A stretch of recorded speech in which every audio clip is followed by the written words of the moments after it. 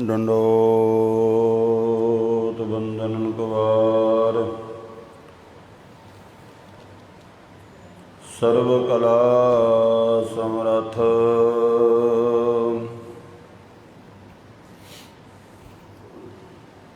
Dolan ते रखो प्रभु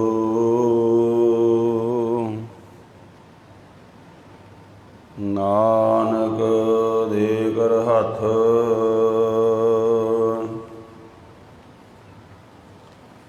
अगम गोचर सच साहिब मेरा नानक बोले बुलाया तेरा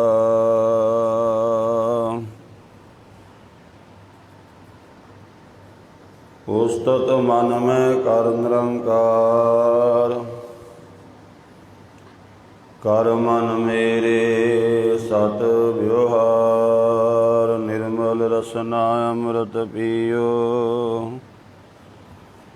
सदा सुहेला कर ले जियो नैनो वेग ठाकुर का रंग साध संग बिन सै सब संग चरण चलो मार्ग गोविंद मिटै पाप जपिए हर बिंद कर हर कर्म श्रवण हर कथा हर दरगह नानक उज्जवल मथा सतनाम श्री वाहिगुरु साहिब जी पौड़ी सेव कीती संतोखई जिनि सचो सच त्याया ओनी मंदै पैर न रखियो कर सुकृत धर्म कमाया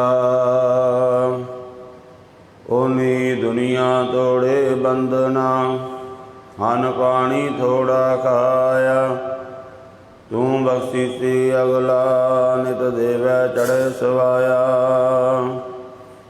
वड्याई वड्डा पाया वड्याई वड्डा पाया। वाहिगुरु जी का खालसा वाहिगुरु जी की फतेह। परम सत्कारयोग सतगुरु जी की साजी निवाजी गुरु रूप गुरु खालसा साध संगत जीओ। गुरु पातशाह जी ने बख्शिश की है सत संगत का अमोलक समा बख्शिश किया है। इस पावन अस्थान ते गुरबाणी की जो लड़ीवार कथा चल रही है तिस दे तहत आसा की वार दी 7वीं पौड़ी का पाठ आप जी ने सरवण किया है। इस पावन शब्द की कुछ विचार आप जी ने कल भी सरवण की सी। धन गुरु नानक देव जी महाराज सच्चे पातशाह जी इस पावन शब्द द्वारा गुरमुखां की अवस्था नूं बयान करते हैं। इस पावन शब्द के नाल 2 श्लोक एक गुरु नानक देव महाराज जी का और एक गुरु अंगद देव महाराज जी का आया है। श्लोकां दे विच गुरु पातशाह जी फरमान करते हैं कि मनुख के अंदर कई तरह की होमै भरी हुई है। जदों तक होमै की निवृत्ति नहीं हुंदी उदों तक ये परमात्मा की भगती दे विच सफल नहीं हुंदा। ते पातशाह जी फरमान करते ने जदों मनुख के अंदरों होमै निवृत्त हुंदी है तां इहनूं संतोख आ जाता है। होमै दिया मारिया होया जीव भी तृष्णालु हो जाता है ते भज्जिया फिरदा है। ਆਪਦੀ ਆਪਣੀ ਹੋਮੈ ਨੂੰ ਪੱਠੇ ਪਾਉਂਦਾ ਫਿਰਦਾ, ਉਹਦੇ ਪਰਥਾਏ ਉਸ ਤਰ੍ਹਾਂ ਦੇ ਕਰਮ ਦਿਨ ਰਾਤ ਕਰਦਾ ਹੈ। ਜਦੋਂ ਹੋਮੈ ਦੀ ਨਿਵਰਤੀ ਹੋ ਜਾਂਦੀ, ਇਸ ਨੂੰ ਸੰਤੋਖ ਆ ਜਾਂਦਾ ਹੈ। ਫਿਰ ਇਹਦੇ ਜੀਵਨ ਦੇ ਵਿੱਚ ਵਿਅਰਥ ਦੀ ਭੱਜ ਦੌੜ ਉਹ ਨਹੀਂ ਰਹਿ ਜਾਂਦੀ। ਫਿਰ ਵੀ ਆਪਣੇ ਜੀਵਨ ਦੇ ਵਿੱਚ ਇਹ ਕਰਮ ਕਰਦਾ ਹੈ, ਕਿਰਤ ਕਰਦਾ ਹੈ, ਪਰ ਉਹਦੇ ਵਿੱਚ ਅਹੰਗਤਾ ਹੋਮੈ ਨਹੀਂ ਹੁੰਦੀ। ਉਹ ਜੀਵਨ ਦੇ ਨਿਰਵਾਹ ਵਾਸਤੇ ਕਰਦਾ ਹੈ। ਗੁਰਮੁਖ ਦੀ ਅਵਸਥਾ ਸਤਿਗੁਰੂ ਪਾਤਸ਼ਾਹ ਧੰਨ ਗੁਰੂ ਨਾਨਕ ਦੇਵ ਜੀ ਮਹਾਰਾਜ ਜੋ ਬਿਆਨ ਕਰ ਰਹੇ ਨੇ, ਸਤਿਗੁਰੂ ਪਾਤਸ਼ਾਹ ਜੀ ਦੇ ਅੰਮ੍ਰਿਤ ਵਚਨਾਂ ਨਾਲ ਸਾਂਝ ਪਾਈਏ। ਸੱਚੇ ਪਾਤਸ਼ਾਹ ਅਰਦਾਸ ਬੇਨਤੀ ਹੈ, ਕਿਰਪਾ ਕਰੋ ਆਪ ਵਿੱਚ ਵਰਤ ਕੇ ਆਪਣੀ ਪਾਵਨ ਬਾਣੀ ਦੀ ਵਿਚਾਰ ਆਪ ਹੀ ਕਰਵਾ ਲਓ। ਸਹਿਬ ਸੱਚੇ ਪਾਤਸ਼ਾਹ ਧੰਨ ਗੁਰੂ ਨਾਨਕ ਦੇਵ ਜੀ ਮਹਾਰਾਜ ਫਰਮਾਨ ਕਰ ਰਹੇ ਹਨ। ਪੌੜੀ ਸੇਵ ਕੀਤੀ ਸੰਤੋਖਈ, ਜਿਨ ਸੱਚੋ ਸੱਚ ਧਿਆਇਆ। ਧੰਨ ਗੁਰੂ ਨਾਨਕ ਦੇਵ ਜੀ ਮਹਾਰਾਜ ਸੱਚੇ ਪਾਤਸ਼ਾਹ ਜੀ ਜਿਸ ਜਗਿਆਸੂ ਦੇ ਅੰਦਰੋਂ ਹੋਮੈ ਦੀ ਨਿਵਰਤੀ ਹੋ ਗਈ ਹੈ, ਉਹਦੇ ਲੱਛਣ ਬਿਆਨ ਕਰਦੇ ਨੇ। ਮਹਾਰਾਜ ਕਹਿੰਦੇ ਉਹਦਾ ਸਭ ਤੋਂ ਪਹਿਲਾ ਇਹ ਲੱਛਣ ਹੈ, ਉਹਦੇ ਅੰਦਰ ਸੇਵਾ ਕਰਨ ਦੀ ਰੁਚੀ ਆ ਜਾਂਦੀ ਹੈ। ਦੂਸਰਾ, ਉਹਦੇ ਅੰਦਰ ਸੰਤੋਖ ਆ ਜਾਂਦਾ ਹੈ। ਤੇ ਫਿਰ ਪਾਤਸ਼ਾਹ ਜੀ ਫਰਮਾਨ ਕਰਦੇ ਨੇ, ਉਹਨੂੰ ਵਾਹਿਗੁਰੂ ਦੇ ਨਾਮ ਦੀ ਭੁੱਖ ਲੱਗ ਜਾਂਦੀ ਹੈ।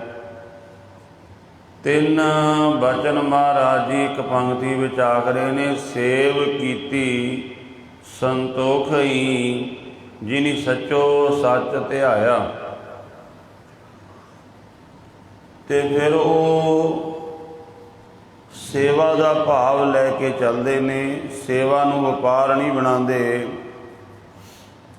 ਸੇਵਾ ਕਰਦੇ ਨੇ ਸਮਰਪਿਤ ਹੋ ਕੇ। ਉਸ ਸੇਵਾ ਦੇ ਵਿੱਚ ਵੀ ਉਹਨਾਂ ਦੀ ਕਿਸੇ ਤਰ੍ਹਾਂ ਦੀ ਹੰਗਤਾ ਨਹੀਂ ਹੁੰਦੀ। ਨਹੀਂ ਤੇ ਆਮ ਕਰਕੇ ਆਪਾਂ ਵੇਖਦੇ ਹਾਂ, ਮਨੁੱਖ ਦੇ ਅੰਦਰ ਜਦੋਂ ਹੋਮੈ ਹੈ ਤਾਂ ਇਹਦੀ ਸੇਵਾ ਦੇ ਵਿੱਚ ਵੀ ਹੋਮੈ ਦਿਖਾਈ ਦਿੰਦੀ ਹੈ, ਇਹਦੇ ਸ਼ੁਭ ਕੰਮਾਂ ਦੇ ਵਿੱਚ ਵੀ ਹੋਮੈ ਦਿਖਾਈ ਦਿੰਦੀ ਹੈ। ਤੇ ਜਿਸ ਮਨੁੱਖ ਦੇ ਅੰਦਰ ਹੋਮੈ ਹੈ, ਉਹਦੀ ਸੇਵਾ ਕੀਤੀ ਹੋਈ ਸਫਲ ਨਹੀਂ ਹੁੰਦੀ। ਉਹ ਵਾਹਿਗੁਰੂ ਦੇ ਨਾਮ ਦਾ ਸਵਾਦ ਨਹੀਂ ਲੈ ਸਕਦਾ, ਰਸ ਨਹੀਂ ਲੈ ਸਕਦਾ, ਉਹਨੂੰ ਸਬਰ ਸੰਤੋਖ ਨਹੀਂ ਹੁੰਦਾ। ਭਾਈ ਗੁਰਦਾਸ ਜੀ ਉਹਨਾਂ ਦੇ ਪਾਵਨ ਅੰਮ੍ਰਿਤ ਬਚਨ ਹਨ। ਮੁਰਦਾ ਹੋਏ ਮੁਰੀਦ ਨਾ ਗੱਲੀ ਹੋਵਣਾ, ਸਬਰ ਸਿਦਕ ਸ਼ਹੀਦ ਭਰਮ ਭਉ ਖੋਵਣਾ। ਕਹਿੰਦੇ ਜਿਹੜਾ ਮਰੀਦ ਹੈ, ਮਰੀਦ ਬਣਨਾ ਬੜਾ ਔਖਾ ਹੈ, ਸੇਵਕ ਸਿੱਖ ਬਣਨਾ ਬੜਾ ਔਖਾ ਹੈ। ਆਪਾਂ ਤਾਂ ਬਹੁਤ ਕੁਝ ਬਣੇ ਬੈਠੇ ਹਾਂ, ਆਪਣੇ ਨਾਮਾਂ ਦੇ ਅੱਗੇ ਕਈ ਤਰ੍ਹਾਂ ਦੇ ਲਕਬ ਲਾਏ ਹੋਏ ਨੇ। ਨਾਮਾਂ ਦੇ ਪਿੱਛੇ ਵੀ ਮਨੁੱਖ ਆਪਣੇ ਨਾਂ ਦੇ ਅੱਗੇ ਵੀ ਲਕਬ ਜੋੜੀ ਬੈਠਾ ਹੈ, ਆਪਣੇ ਨਾਮ ਦੇ ਪਿੱਛੇ ਵੀ ਬੜੇ ਵੱਡੇ ਲਕਬ ਜੋੜ ਕੇ ਬੈਠਾ ਹੈ। ਪਾਤਸ਼ਾਹ ਕਹਿੰਦੇ, ਖੰਨਿਓ ਤਿੱਖੀ ਵਾਲੋਂ ਨਿੱਕੀ ਏਤ ਮਾਰਗ ਜਾਣਾ। ਸਿੱਖੀ ਦਾ ਮਾਰਗ, ਸਿੱਖ ਬਣਨਾ ਹੀ ਬੜੀ ਵੱਡੀ ਗੱਲ ਹੈ। ਤੇ ਭਾਈ ਗੁਰਦਾਸ ਜੀ ਕਹਿੰਦੇ, ਮਰੀਦ ਮੁਰਦਾ ਹੋ ਜਾਵੇ, ਮੁਰਦਾ ਹੋਏ ਮੁਰੀਦ ਨਾ ਗੱਲੀ ਹੋਵਣਾ, ਗੱਲਾਂ ਨਾਲ ਨਹੀਂ ਬਣਿਆ ਜਾਵੇਗਾ। ਕੱਲ੍ਹ ਵੀ ਬੇਨਤੀ ਕੀਤੀ ਸੀ, ਮੁਰਦੇ ਦੀ ਆਪਣੀ ਕੋਈ ਡਿਮਾਂਡ ਨਹੀਂ ਹੈ, ਕੋਈ ਹਰਕਤ ਨਹੀਂ ਹੈ। ਮਰੀਦ ਦੀ ਵੀ ਆਪਣੀ ਕੋਈ ਮੰਗ, ਕੋਈ ਡਿਮਾਂਡ, ਕੋਈ ਇੱਛਾ ਨਹੀਂ ਰਹਿ ਜਾਂਦੀ। ਬਿਲਕੁਲ ਉਹ ਸੰਸਾਰ ਦੀਆਂ ਇੱਛਾਵਾਂ ਤੋਂ ਅੱਗੇ ਲੰਘ ਜਾਂਦਾ ਹੈ। ਉਹਦੇ ਅੰਦਰ ਕੇਵਲ ਇੱਕੋ ਇੱਛਾ ਹੈ, ਵਾਹਿਗੁਰੂ ਦੇ ਨਾਮ ਦੀ। ਨਾਮ ਜਪਣ ਦੀ ਹੋਰ ਕੋਈ ਇੱਛਾ ਨਹੀਂ ਹੈ। ਇੱਥੋਂ ਤੱਕ ਗੁਰੂ ਪਾਤਸ਼ਾਹ ਜੀ ਕਹਿੰਦੇ ਨੇ ਕਿ ਉਹ ਸੇਵਕ ਇਸ ਅਵਸਥਾ ਵਿੱਚ ਆ ਜਾਂਦਾ ਹੈ, ਰਾਜ ਨਾ ਚਾਹੂੰ ਮੁਕਤ ਨਾ ਚਾਹੂੰ ਮਨ ਪ੍ਰੀਤ ਚਰਨ ਕਮਲਾਰੇ। ਰਾਜ ਭਾਗ ਕੁਝ ਨਹੀਂ ਚਾਹੀਦਾ, ਮੁਕਤੀ ਵੀ ਨਹੀਂ ਚਾਹੀਦੀ। ਮਹਾਰਾਜ ਕਹਿੰਦੇ ਸੇਵ ਕੀਤੀ ਸੰਤੋਖਈ ਜਿਨੀ ਸੱਚੋ ਸੱਚ ਧਿਆਇਆ। ਜਿਨ੍ਹਾਂ ਨੇ ਸੱਚੇ ਵਾਹਿਗੁਰੂ ਦੇ ਨਾਮ ਨੂੰ ਧਿਆਉਣਾ ਕੀਤਾ ਹੈ, ਉਹ ਸੰਤੋਖੀ ਪੁਰਸ਼ ਜੀਵਨ ਵਿੱਚ ਸੰਤੋਖ ਆ ਗਿਆ। ਸੰਤੋਖ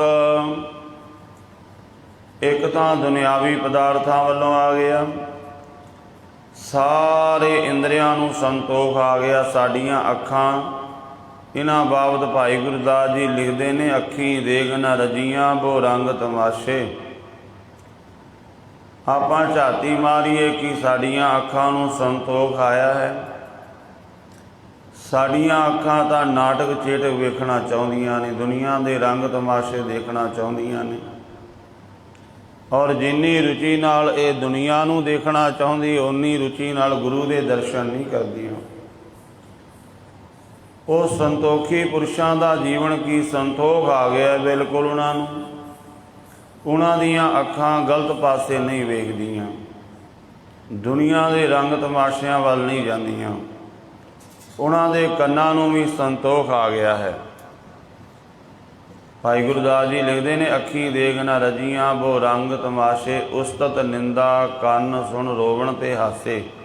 ਸਾਡੇ ਕੰਨਾਂ ਨੂੰ ਇਹ ਤ੍ਰਿਸ਼ਨਾ ਹੈ, ਕੰਨ ਆਪਣੀ ਉਸਤਤ ਸੁਣਨੇ ਚਾਹੁੰਦੇ ਹਨ, ਦੂਜੇ ਦੀ ਨਿੰਦਿਆ ਸੁਣ ਕੇ ਬੜਾ ਰਸ ਲੈਂਦੇ ਨੇ।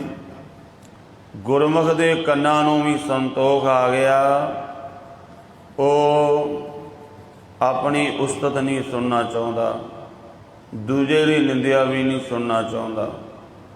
ਕੰਨਾਂ ਨੂੰ ਸੰਤੋਖ ਆ ਗਿਆ, ਕੰਨ ਸੰਤੋਖੇ ਗਏ ਨੇ, ਹੁਣ ਬਸ ਉਹ ਸੁਣਨਾ ਚਾਹੁੰਦੇ ਨੇ ਰੱਬ ਦਾ ਨਾਮ। ਗੁਰੂ ਅਰਜਨ ਦੇਵ ਜੀ ਮਹਾਰਾਜ ਕਹਿੰਦੇ ਹੁਣ ਐਸੀ ਅਵਸਥਾ ਆ ਜਾਂਦੀ ਹੈ, ਕੋਟ ਕਰਨ ਦੀਜੈ ਪ੍ਰਭ ਸੁਆਮੀ, ਹਰਿ ਜਸ ਸੁਣੀਐ ਤੇਰਾ ਰਾਮ। ਰਸਨਾ ਨੂੰ ਸੰਤੋਖ ਆ ਗਿਆ, ਰਸਨਾ ਝੂਠ ਬੋਲਣ ਤੋਂ, ਦੁਨੀਆ ਦੇ ਪਦਾਰਥਾਂ ਦੇ ਚਸਕਿਆਂ ਤੋਂ ਹਟ ਜਾਂਦੀ ਹੈ। ਦੁਨੀਆ ਦੇ ਪਦਾਰਥਾਂ ਦਾ ਰਸ ਉਹ ਇਹਨੂੰ ਬੇਮਾਇਨੇ ਲੱਗਣ ਲੱਗ ਜਾਂਦਾ। ਹੁਣ ਨਾਮ ਦਾ ਰਸ ਰਸਨਾ ਨੂੰ ਆ ਗਿਆ। ਸੰਤੋਖ ਦੇ ਅਰਥ ਬੜੇ ਗਹਿਰੇ ਨੇ। ਸਾਰੇ ਸਰੀਰ ਦੇ ਇੰਦਰੀਆਂ ਨੂੰ ਸੰਤੋਖ ਆ ਗਿਆ ਹੈ, ਮਨ ਨੂੰ ਸੰਤੋਖ ਆ ਗਿਆ, ਤਨ ਨੂੰ ਸੰਤੋਖ ਆ ਗਿਆ ਹੈ। ਤੇ ਮਹਾਰਾਜ ਕਹਿੰਦੇ ਜਦੋਂ ਉਹ ਸੇਵਾ ਕਰਦੇ ਨੇ ਬੜੇ ਰਸ ਵਿੱਚ ਕਰਦੇ ਨੇ। ਬੇਸੰਤੋਖਾ ਜੀਵ, ਬੇਸਬਰਾ ਜੀਵ ਹੀ ਇਹ ਕਰਮ ਕਰਦਾ ਹੈ, ਪਰ ਉਹਨੂੰ ਕੋਈ ਰਸ ਨਹੀਂ ਆਉਂਦਾ। ਹਉਮੈ ਦਾ ਮਾਰਿਆ ਹੋਇਆ ਜੀਵ ਹੀ ਇਹ ਕਰਮ ਕਰਦਾ ਹੈ। ਜਿਵੇਂ ਆਪਾਂ ਪਿੱਛੇ ਇਸ ਪੌੜੀ ਨਾਲ ਜਿਹੜੇ 2 ਸ਼ਲੋਕ ਨੇ ਉਹ ਸਰਵਣ ਕੀਤੀ, ਉਹਨਾਂ ਦੀ ਕਥਾ। ਮਹਾਰਾਜ ਕਹਿੰਦੇ ਹਉ ਵਿੱਚ ਸਚਿਆਰ ਕੂੜਿਆਰ, ਹਉ ਵਿੱਚ ਪਾਪ ਪੁੰਨ ਵਿਚਾਰ। ਸਚਿਆਰ ਕਰਮ ਵੀ ਹਉਮੈ ਦੇ ਵਿੱਚ, ਕੁੜਿਆਰ ਕਰਮਾਂ ਦੀ ਵੀ ਹਉਮੈ। ਝੂਠੇ ਕਰਮ ਜਿਹੜੇ ਨਾ ਸੰਬੰਧ, ਜਿਨ੍ਹਾਂ ਦਾ ਕੋਈ ਲਾਭ ਨਹੀਂ, ਉਹਨਾਂ ਦੀ ਤਾਂ ਹਉਮੈ ਕਰਦਾ ਹੀ ਹੈ ਮਨੁੱਖ। ਉਹ ਕਿਹੜੇ ਨੇ?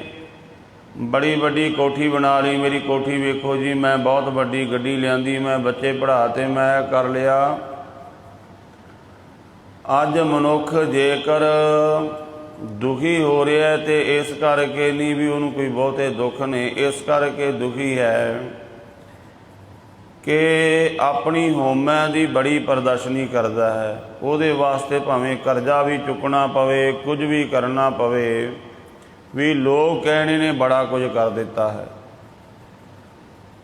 ਸਚਿਆਰ ਕਰਮ ਜਿਹੜੇ ਨੇ, ਦਾਨ ਪੁੰਨ, ਨਾਮ ਜਪਣਾ, ਸੇਵਾ ਸਿਮਰਨ ਕਰਨਾ, ਕੁੜਿਆਰ ਕਰਮਾਂ ਦੀ ਹਉਮੈ ਤਾਂ ਹੈ ਹੀ, ਸਚਿਆਰ ਕਰਮਾਂ ਦੀ ਵੀ ਹਉਮੈ ਹੈ। ਕਈ ਮਿਲਦੇ ਨੇ, ਉਹ ਕਹਿੰਦੇ ਬਈ ਕਿਤੇ ਭਲੇ ਟਾਈਮ ਵਿੱਚ ਗੁਰਦੁਆਰੇ ਕੋਈ ਸੇਵਾ ਕੀਤੀ ਹੋਣੀ 4 ਇੱਟਾਂ ਦੀ, ਉਹ ਕਹਿੰਦੇ ਸਾਡੇ ਬਜ਼ੁਰਗ ਇਹ ਗੁਰਦੁਆਰਾ ਬਣਾ ਕੇ ਗਏ ਨੇ, ਇਹ ਲੰਗਰ ਹਾਲ ਅਸੀਂ ਤਿਆਰ ਕਰਵਾਇਆ ਹੈ, ਇਹ ਸੇਵਾ ਅਸੀਂ ਕੀਤੀ ਹੈ। ਕੁੜਿਆਰ ਕਰਮਾਂ ਦੀ ਹੋਮੈ ਤਾਂ ਹੈ ਹੀ, ਸਚਿਆਰ ਕਰਮਾਂ ਦੀ ਵੀ ਹੋਮੈ। ਮਹਾਰਾਜ ਕਹਿੰਦੇ ਉਹ ਜਿਨ੍ਹਾਂ ਜੀਵਨ ਸਫਲ ਨਹੀਂ ਹੋ ਸਕੇਗਾ, ਜੰਮਦਾ ਮਰਦਾ ਰਹੇਗਾ। ਹਾਲਾਂਕਿ ਇਹਨਾਂ ਕਰਮਾਂ ਨੂੰ ਕਰਕੇ ਮੁਕਤ ਹੋ ਜਾਣਾ ਸੀ, ਵਿੱਚ ਦੁਨੀਆ ਸੇਵ ਕਮਾਈ ਹੈ ਤਾਂ ਦਰਗਹਿ ਬੈਸਣ ਪਾਈ ਹੈ। ਸਤਿਗੁਰੂ ਕੀ ਸੇਵਾ ਸਫਲ ਹੈ ਜੇ ਕੋ ਕਰੇ ਚਿਤ ਲਾਏ, ਮਨ ਚਿੰਦਿਆ ਫਲ ਪਾਵਣਾ ਹੋਮੈ ਵਿੱਚੋਂ ਜਾਏ। ਪਰ ਹੋਮੈ ਤਾਂ ਹੋਰ ਜ਼ਿਆਦਾ ਹੋ ਗਈ। ਤੋ ਗੁਰੂ ਪਾਤਸ਼ਾਹ ਕਿਰਪਾ ਕਰਦੇ ਨੇ, ਉਹਨਾਂ ਗੁਰਮੁਖਾਂ ਦੀ ਅਵਸਥਾ ਜਿਨ੍ਹਾਂ ਨੇ ਗੁਰੂ ਦੇ ਸ਼ਬਦ ਨੂੰ ਕਮਾਇਆ, ਫਿਰ ਉਹਨਾਂ ਨੇ ਸੇਵਾ ਕੀਤੀ ਹੈ। ਅਸਲ ਵਿੱਚ ਸੇਵਾ ਕੀਤੀ ਹੀ ਉਹਨਾਂ ਨੇ ਹੈ, ਬਾਕੀਆਂ ਨੇ ਤਾਂ ਅਡੰਬਰ ਰਚਿਆ ਹੈ। ਸੇਵਾ ਕੀਤੀ ਉਹਨਾਂ ਸੰਤੋਖੀ ਪੁਰਸ਼ਾਂ ਨੇ, ਉਹਨਾਂ ਦੀ ਕੋਈ ਮੰਗ ਨਹੀਂ। ਜਿਵੇਂ ਇਤਿਹਾਸ ਵਿੱਚ ਜ਼ਿਕਰ ਆਉਂਦਾ ਹੈ ਭਾਈ ਮੰਝ ਜੀ ਦਾ, ਵੈਸੇ ਉਹਨਾਂ ਦਾ ਨਾਮ ਸੀ ਭਾਈ ਤੀਰਥਾ ਜੀ। ਇਹ ਕੰਗਮਈ ਪਿੰਡ ਹੈ ਹੁਸ਼ਿਆਰਪੁਰ ਦੇ ਵਿੱਚ, ਉੱਥੋਂ ਦੇ ਰਹਿਣ ਵਾਲੇ ਸਨ। ਮੰਝ ਕੀ ਇਹਨਾਂ ਦੀ ਗੋ ਸੀ, ਉੱਥੋਂ ਇਹਨਾਂ ਦਾ ਨਾਮ ਮੰਝ ਪਿਆ।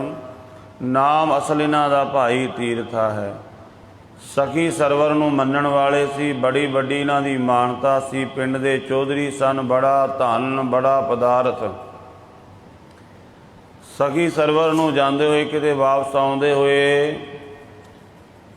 ਉਸ ਸਮੇਂ ਅੰਮ੍ਰਿਤਸਰ ਨਗਰ ਵਸ ਰਿਹਾ ਸੀ। ਗੁਰੂ ਅਰਜਨ ਦੇਵ ਮਹਾਰਾਜ ਜੀ ਉੱਥੇ ਕਿਰਪਾ ਵਰਤਾ ਰਹੇ ਸਨ, ਅਤੇ ਇਹਦੇ ਮਨ ਵਿੱਚ ਆਇਆ ਵੀ ਚਲੋ ਆਪਾਂ ਵੀ ਇੱਥੇ ਦਰਸ਼ਨ ਕਰਦੇ ਚੱਲੀਏ। ਨਾਲ ਦੇ ਜਥੇ ਨੂੰ ਲੈ ਕੇ ਇੱਥੇ ਪਹੁੰਚੇ, ਰਾਤ ਰਹੇ। ਉਹ ਤਾਂ ਚਲੇ ਗਏ, ਪਰ ਇਹ ਭਾਈ ਤੀਰਥਾ ਨਹੀਂ ਗਿਆ। ਐਸਾ ਗੁਰੂ ਦਰਬਾਰ ਦਾ ਅਲੌਕਿਕ ਨਜ਼ਾਰਾ ਵੇਖਿਆ। ਅੰਦਰ ਦਾ ਖੋਜੀ ਸੀ, ਟਿਕ ਗਿਆ ਅਤੇ ਗੁਰੂ ਅਰਜਨ ਦੇਵ ਮਹਾਰਾਜ ਜੀ ਦੇ ਚਰਨਾਂ ਵਿੱਚ ਬੇਨਤੀ ਕੀਤੀ, ਮੈਨੂੰ ਸਿੱਖ ਬਣਾ ਲਵੋ, ਸੇਵਕ ਬਣਾ ਲਵੋ ਆਪਣਾ। ਮਹਾਰਾਜ ਕਹਿੰਦੇ ਭਾਈ ਸਿੱਖੀ ਤੇ ਸਿੱਖੀ ਨਹੀਂ ਟਿਕਦੀ, ਪਹਿਲਾਂ ਤੂੰ ਕਿਸੇ ਨੂੰ ਮੰਨਣ ਵਾਲਾ ਹੈ।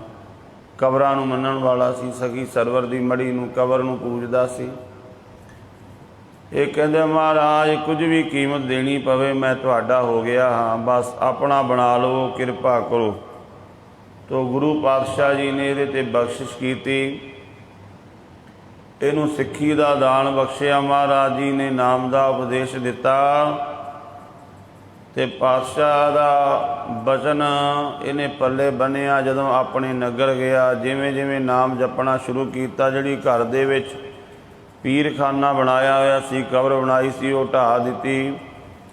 ਪਿੰਡ ਦੇ ਲੋਕ ਇਹਦੇ ਤੋਂ ਖਫਾ ਹੋ ਗਏ, ਭਾਈਚਾਰਾ ਸਾਰਾ ਸਾਥ ਛੱਡ ਗਿਆ। ਇਤਿਹਾਸ ਵਿੱਚ ਇਹਦੇ ਜ਼ਿਕਰ ਹੈ ਵੀ ਇਹਦਾ ਸਾਰਾ ਕੁਝ ਬਰਬਾਦ ਹੋ ਗਿਆ ਸੀ, ਜ਼ਮੀਨ ਜਾਇਦਾਦ ਮਾਲ ਡੰਗਰ।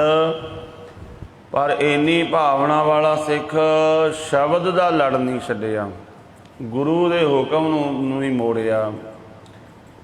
ਅਤੇ ਇਤਿਹਾਸ ਵਿੱਚ ਜ਼ਿਕਰ ਆਉਂਦਾ ਮਹਾਰਾਜ ਜੀ ਨੇ ਇਹਦੀ ਪਰਖ ਵੀ ਕੀਤੀ, ਉਸ ਪਰਖ ਦੇ ਵਿੱਚ ਵੀ ਪਾਸ ਹੋਇਆ।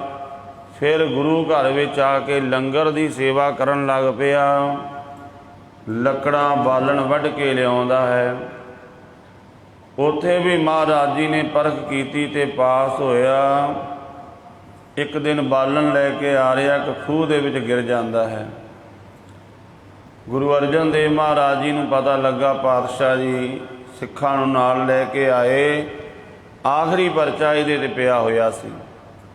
ਪਾਤਸ਼ਾਹ ਕਹਿੰਦੇ ਭਾਈ ਮੰਝ ਖੂਹ ਦੇ ਵਿੱਚ ਡਿੱਗਾ ਹੋਇਆ, ਸਿਰ ਦੇ ਉੱਪਰ ਜਿਹੜੀ ਬਾਲਣ ਦੀ ਪੰਡ ਸੀ ਉਹ ਨਹੀਂ ਡਿੱਗਣ ਦਿੱਤੀ।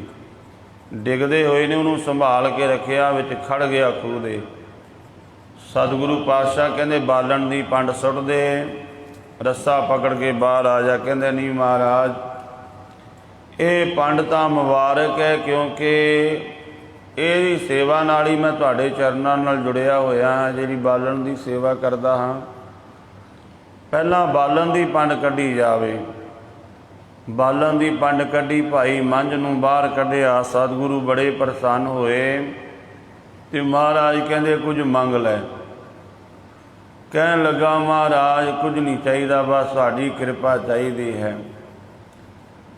ਪਾਤਸ਼ਾਹ ਕਹਿੰਦੇ ਭਾਈ ਮੰਝ ਕਿਰਪਾ ਤਾਂ ਤੇਰੇ 'ਤੇ ਹੈ ਹੀ, जो भी मंगेगा वो मिल जाएगा। तो भाई मंझ ने यही मंगिया सी, महाराज आने वाले समय में किरपा करनी, सिखां ते इस तरह के परख के परचे ना पाने। क्योंकि भाई मंझ कित्थे इलाके का चौधरी ते कित्थे घाह वढ़ के गुजारा करन लग पिया। ऐसा समा आ गया, सारा कुछ बर्बाद हो गया सी। गुरु अर्जन देव महाराज जी ने इन्हूं गलवकड़ी विच लिया ते पातशाह कहंदे मंझ प्यारा गुरु को, गुरु मंझ प्यारा, मंझ गुरु का बोहता जग लंघणहारा। बड़ियां बख्शिशां कीतियां ते महाराज कहंदे भाई मंझ तू गुरु घर दा सिੱਖੀ दा जहाज बन गया है। ਜਿਹੜਾ भी भावना नाल तेरी साखी नूं पढ़ेगा, सुनेगा, विचारेगा, ਉਹਦਾ भी भला होवेगा। तो भाई मंझ ने फिर वो महाराज जी की बख्शिश हुई, इहदा सारा कुछ जिहड़ा माल धन चला गया सी वापस आया, बख्शिशां होईयां, इन्हें बहुत सिੱਖੀ का प्रचार किया। देखो होर कोई हुंदा अपने तो कोई दुख आ जाए तो आपां अरदासां करन लग जांदे आ, महाराज किरपा करो इस दुख नूं हुण कट देवो, किरपा कर देवो। किन्ना औखा समा आ गया बिपता दा। भाई मंझ ने मंगिया नहीं कुछ भी, ये बिपता कट दिओ, बस नाम दा लड़ नहीं छड्डिया। गुरु दा हुक्म है सानू, सो सिख सखा बंध पै भाई, जे गुर के भाणे विच आवे। गुरु दी रजा विच आ जावे। गुरु कहंदा भावें दुख है सुख है कोई समा है, जे सुख दे तां तुझे अराधी, दुख भी तुझे ध्याई। कोई भी समा है, बस गुरु दी बाणी दा लड़ नहीं छड्डना, नाम दा लड़ नहीं छड्डना। ये जिहड़ा औखा सौखा समा ये तां आउंदा जांदा रहिंदा है, बस मन की दृढ़ता चाहिदी है। ते पातशाह फरमान करते ने इस तरह के संतोखी पुरुषां नूं संतोख आ जाता है, कोई गल नहीं। हर एक पक्ष तो संतोखे गए हैं। महाराज कहते उन्होंने वाहिगुरू के नाम नूं ध्याना कीता है। उन्होंने जीवन का होर की लक्षण है, उन्हीं मंदै पैर न रखियो, कर सो कृत धर्म कमाया। वो मंदे पासे वल पैर नहीं रखते, इन्हां अखां नाल माड़ा वेखदे नहीं, कन्नां नाल माड़ा सुनते नहीं, रसना नाल माड़ा बोलते नहीं, हत्थां नाल माड़ा करते नहीं, पैरां नाल माड़े पासे चल के नहीं जाते, और मन विच माड़ा चितवदे नहीं। उन्हीं मंदै पैर ना रखियो। मनुख दियां अखां भी ये बंद कर लवेगा, हथ पैर भी, पर इहदा मन बड़ा कुछ सोची जाता है। आपां अपने मन विच दूजियां दा बुरा सोची जाते हैं।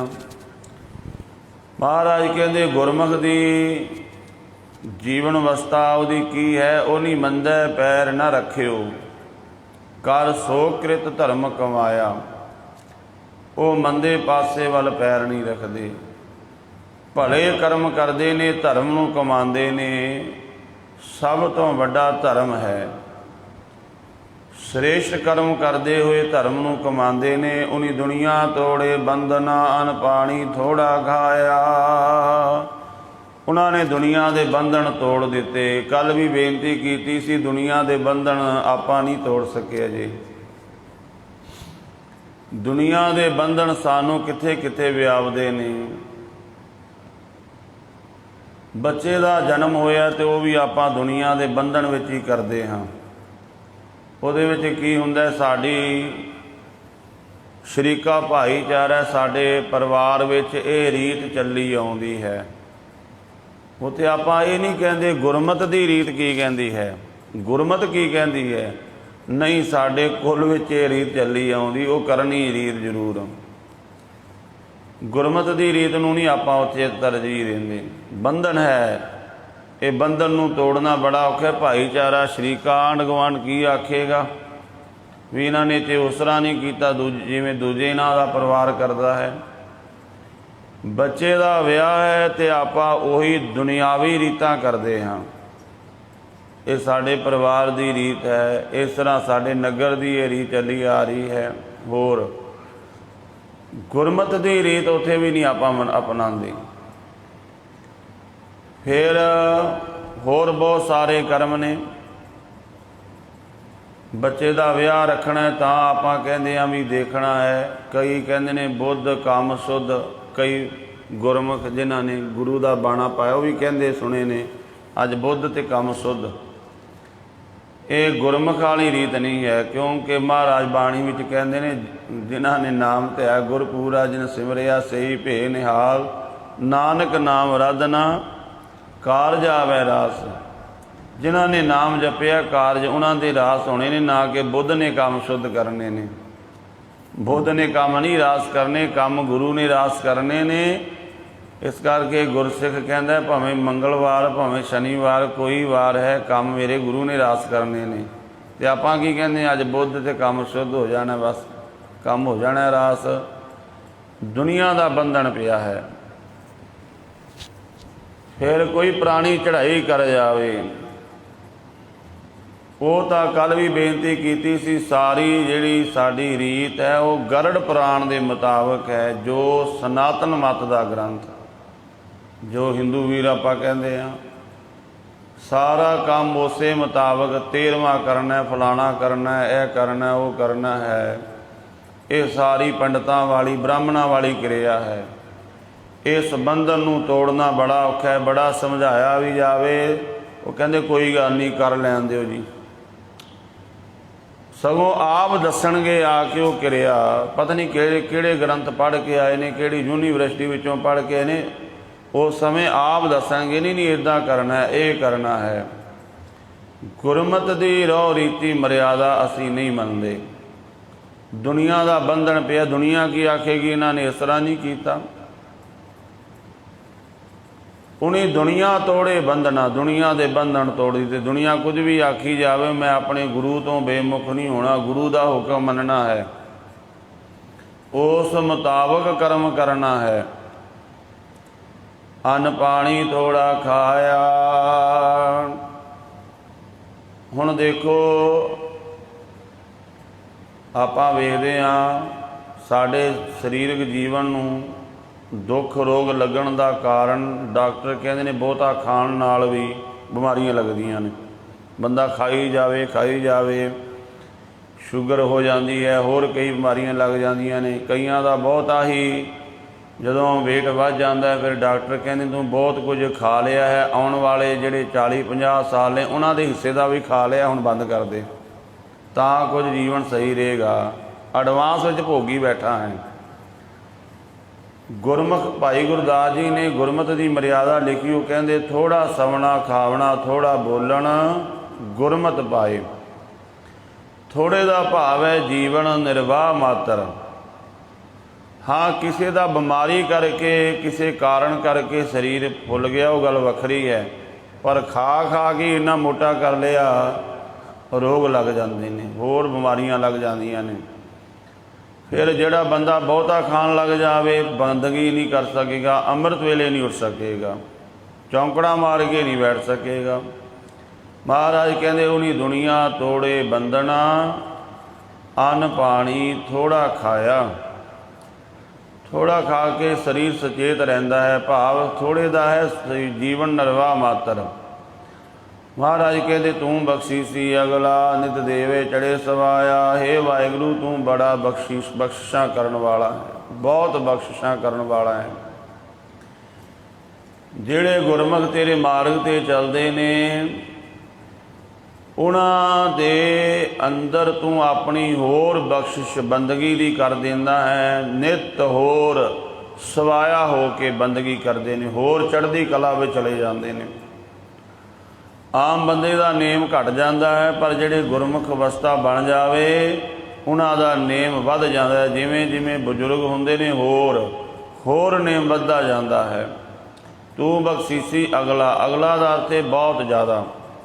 नित देवै चढ़े सवाया, नित देंदा है उन्होंने नाम का दान, नाम की बख्शिश नित। वो चढ़दी कला दे विच होर उन्होंने बंदगी का रस आउंदा, होर नाम जपदे ने। वडियाई वड्डा पाया, इस तरह वडियाई करके उन्होंने वड्डे वाहिगुरू नूं पा लिया है। जिहड़ा उतला सिद्धांत दसिया है किस तरह ਵਾਹਿਗੁਰੂ ਦੀ ਵਡਿਆਈ ਕੀਤੀ ਹੈ। ਮਹਾਰਾਜ ਨੇ ਉਹ ਜੀਵਨ ਦੇ ਲਕਸ਼ਣ ਉਹਨਾਂ ਗੁਰਮੁਖਾਂ ਦੇ ਦੱਸੇ ਨੇ। ਇਹ ਲਕਸ਼ਣ ਆ ਜਾਣ ਬੰਦਗੀ ਕਰਕੇ ਫਿਰ ਉਹ ਗੁਰਮੁਖ ਵੱਡੇ ਵਾਹਿਗੁਰੂ ਨੂੰ ਪਾ ਲੈਂਦੇ ਨੇ। ਇੱਥੇ 7ਵੀਂ ਪੌੜੀ ਦੀ ਇਹ ਕਥਾ ਸੰਪੂਰਨ ਹੋਈ ਹੈ। ਸਤਿਗੁਰੂ ਜੀ ਦੀ ਅਗਾਧ ਬੋਧ ਬਾਣੀ ਦੀਆਂ ਵਿਚਾਰਾਂ ਕਰਦਿਆਂ ਹੋਈਆਂ ਬੇਅੰਤ ਭੁੱਲਾਂ ਦੀ ਖਿਮਾ ਕਰਨੀ, ਸਤਿਗੁਰੂ ਮਹਿਰਾਮਤ ਕਰਨ। ਗੁਰਬਾਣੀ ਦਾ ਮਹਾਨ ਭਾਵ ਸਾਰਿਆਂ ਦੇ ਹਿਰਦੇ ਵਿੱਚ ਵਸੇ। ਵਾਹਿਗੁਰੂ ਜੀ ਕਾ ਖਾਲਸਾ, ਵਾਹਿਗੁਰੂ ਜੀ ਕੀ ਫਤਿਹ।